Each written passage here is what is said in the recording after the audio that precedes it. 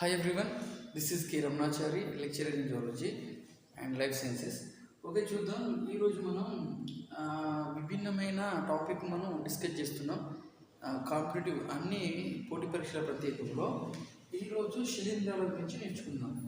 శిలీంధ్రాల అధ్యయనం చేసే శాస్త్రాన్ని ఏమంటారంటే మైకాలజీ అంటాం. అంటే విధంగా శైవలాల అధ్యయనం అంటే ఏమన్నారంటే ఫైకాలజీ. ఫై ఇండికేట్ శైవలాలు. మైకాలజీ మై ఇండికేట్ ఏంటంటే శిలీంధ్రాలు. తర్వాత ఈ శిలీంధ్రాల లోపల ఏంటంటే హరిత రేణువులు ఉండవు, క్లోరోఫిల్ అనేది ఉండదు. కావున ఫోటోసింథసిస్ లేదా కిరణజన్య సంయోగ క్రియ తమంతట తాను ఆహారాన్ని తయారు చేసుకోవు కాబట్టి ఇవి పరపోషితాలు. ఇవి ఏమనొచ్చండి మనం? పరపోషితాలు అంటే డిపెండింగ్ ఆన్ అనదర్ ఆర్గానిజమ్స్, పరపోషితాలు. ఓకే, నెక్స్ట్ వన్ ఏంటంటే ఇవి శిలీంధ్రాలు చిన్న దారాల వల్ల ఉంటాయి. కావున వాటిని ఏమనాలంటే హైఫే అంటారు. శిలీంధ్రాలు చిన్న దారాల వంటి నిర్మాణాలను కలిగి ఉంటాయి, వీటిని హైఫే అంటారు. నెక్స్ట్ వీటి యొక్క కణకవచం అనేది కైటిన్తో కానీ పాలీసాకరైడ్లతో నిర్మితమవుతుంది. శిలీంధ్రాల యొక్క కణకవచం దీనితో తయారవుతుందంటే పాలీసాకరైడ్. నిల్వ ఆహార పదార్థం. ఇప్పుడు మనలో నిల్వ ఉన్న ఆహార పదార్థం లివర్ లోపల గ్లైకోజన్ రూపంలో నిల్వ ఉంటుంది. ఇక్కడ నిల్వ ఆహార పదార్థం గ్లైకోజన్ మరియు నూనె బిందువుల రూపంలో ఉంటుంది. అదేవిధంగా శాఖీయ ప్రత్యుత్పత్తి అనేది ముక్కలవ్వడం కానీ లేదా కణ విచ్ఛిత్తి ద్వారా, అంటే ఇప్పుడు ఒక శిలీంధ్రం ఉన్నదనుకోండి, ఆ శిలీంధ్రం అనేది విరిగిపోయింది అనుకోండి, విరిగిన ప్రతి పార్ట్ మళ్ళీ కొత్త శిలీంధ్రంగా మారుతుంది. దాన్ని ముక్కలవ్వడం లేదా కణ విచ్ఛిత్తి ద్వారా కూడా జరుగుతుంది. అలైంగిక ప్రత్యుత్పత్తి అనేది సిద్ధ బీజాలు లేదా గమన సిద్ధ బీజాల ద్వారా అలైంగిక ప్రత్యుత్పత్తి జరుగుతుంది. నెక్స్ట్ లైంగిక ప్రత్యుత్పత్తి. గోళాకార సిద్ధ బీజం ఆస్కోస్పోరులు ద్వారా లైంగిక ప్రత్యుత్పత్తి అనేది జరుగుతుంది. నెక్స్ట్ లేకపోతే ఈ లైంగిక దశలు అనేది ప్లాస్మోగామి కానీ క్యారియోగామి. క్యారియో ఇండికేట్ ఏంటంటే కేంద్రకాల ద్వారా.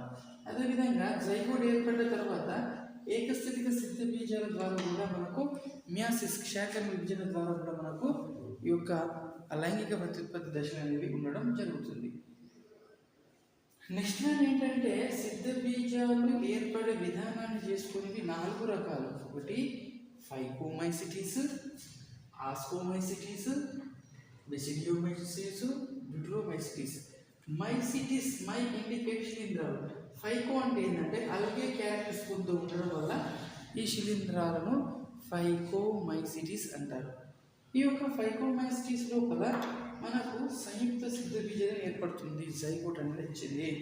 ఎగ్జాంపుల్ ఏంటంటే ఫస్ట్ వన్ ఫైకోమైసిటీస్కు మ్యూకర్, రైజోపస్, అల్బుగో. రైజోపస్ అంటే ఏంటంటే రొట్టె బూజు, రొట్టె మీద ఉండే శిలీంధ్రాన్ని ఏమనాలి మనం? రైజోపస్ అంటాం. అదే ఆవగింజల మీద ఉండే శిలీంధ్రాన్ని ఏమనాలంటే మనం అల్బుగో. ఆవగింజల మీద ఉండే శిలీంధ్రాన్ని అల్బుగో అంటాం. Next one ఆస్కోమైసిటీస్. దీన్ని కామన్ ఏమంటాం అంటే సాక్ లైక్, అంటే ఒక సంచి లెక్క ఉండే ఫంగి సాక్ లైక్ స్పంజ్ అంటాం. ఇది ఏకకణ జీవి అయిన ఈస్ట్ ఉంటాయి, బహుకణ జీవి అయిన పెన్సిలియం ఈ విభాగంలో ఉంటాయి. వేటిని ఆధారంగా చేసుకొని 4 రకాలు చేశారు శిలీంధ్రాన్ని?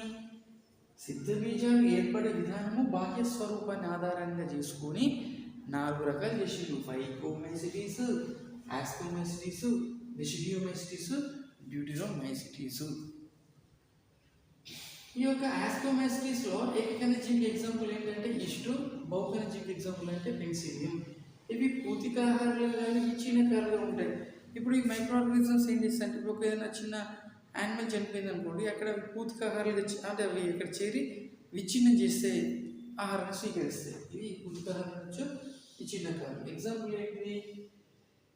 క్లావిసెప్స్, పెన్సిలియం, న్యూరోస్పోరా అండ్ ఆస్పర్జిల్లస్.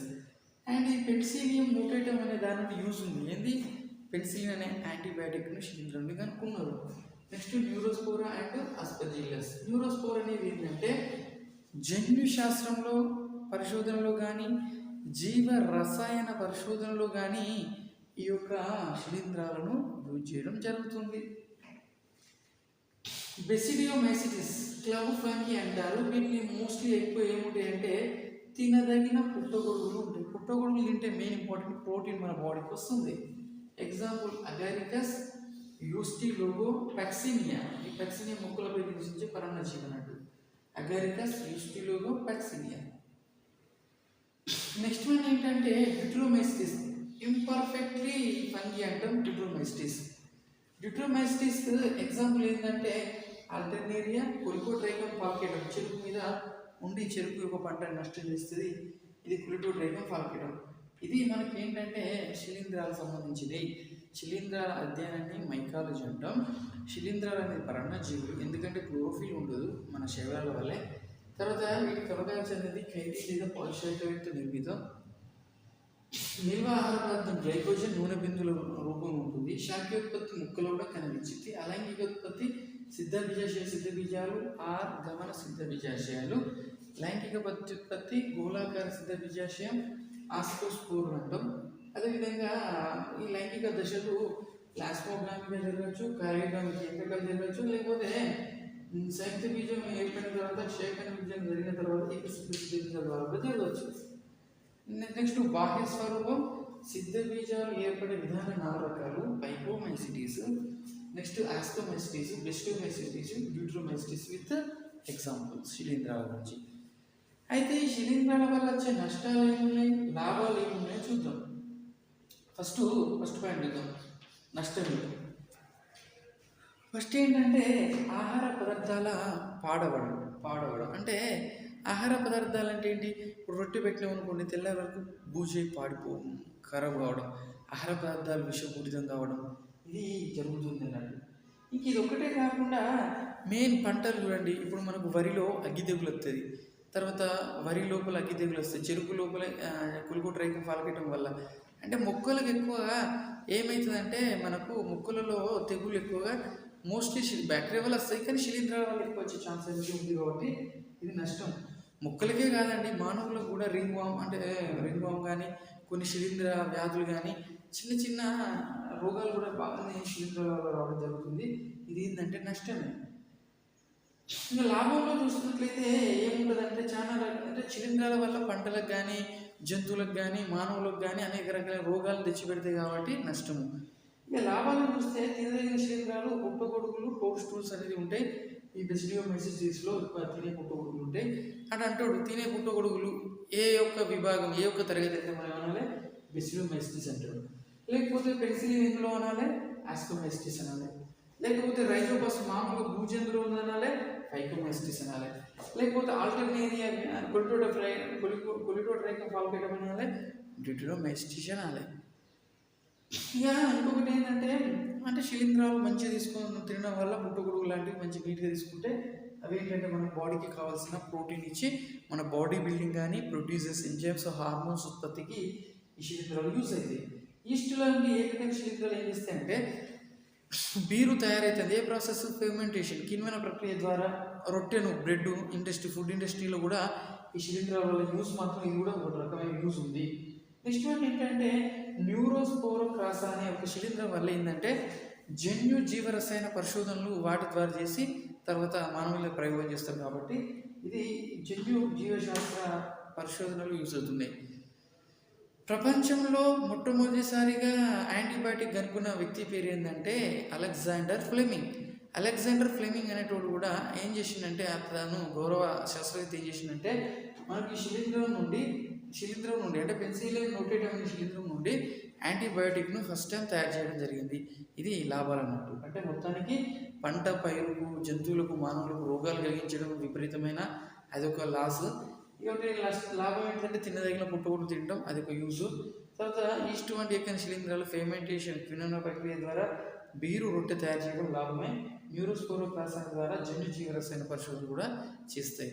ఇది టుడే టాపిక్ అండి. ఏంటంటే శిలీంధ్రాలు మైకాలజీకి సంబంధించింది ఇంట్రొడక్షన్ ఏంటి, 4 రకాలైంది, లాభ నష్టాలైంది నేర్చుకున్నాం. Thank you so much. Do like and subscribe my channel KS Ramanachari ideas.